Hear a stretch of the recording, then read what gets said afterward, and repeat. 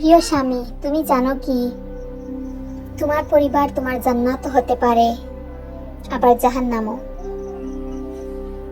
আল্লাহ তোমাকে নেতা বানিয়েছেন, কিন্তু সেই নেতৃত্ব দয়া, ন্যায় আর ভালোবাসার মাধ্যমে প্রকাশ করতে বলেছেন।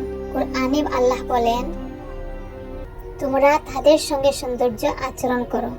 একজন স্বামী শুধু কর্তৃত্বকারী নয়, বরং এক রক্ষক, এক দায়িত্বশীল ভালোবাসা। নবী মুহাম্মদ সাল্লাল্লাহু আলাইহি সাল্লাম ছিলেন সর্বশ্রেষ্ঠ স্বামী। তিনি নিজের হাতে ঘরের কাজ করতেন, স্ত্রীদের সঙ্গে মিষ্টি করে কথা বলতেন, কখনো অপমান করতেন না।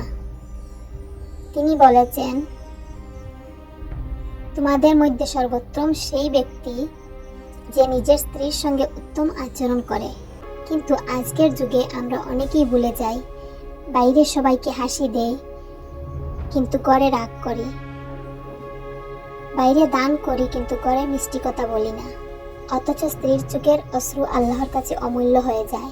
তাই যদি কখনো তুমি কঠোর হয়ে থাকো, থামো এখনই। ক্ষমা চাও, ভালোবাসা দেখাও, কারণ একটি মাত্র কোমল বাক্য তোমার জন্য জান্নাতের দরজা খুলে দিতে পারে। স্ত্রীর সঙ্গে একসাথে নামাজ পড়ো, কোরআন তেলাওয়াত করো, একে অপরের জন্য দোয়া করো, কারণ যে পরিবার আল্লাহর পথে চলে তাদের ঘরেই নেমে আসে রহমত।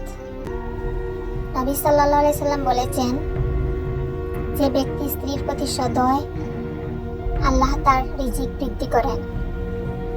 স্ত্রীর সন্তুষ্টি মানে আল্লাহর সন্তুষ্টি। তাই ভালোবাসা দিয়ে নেতৃত্ব দাও, তাই রাগ নয়, দয়া দিয়ে। প্রিয় স্বামী, তোমার আচরণই তোমার দোয়ার প্রতিচ্ছবি। তুমি যদি চাও আল্লাহ তোমার ঘরকে জান্নাত বানিয়ে দিন, তবে আজ থেকে শুরু করো ভালোবাসা দিয়ে। আসসালামু আলাইকুম রহমতুল্লাহ।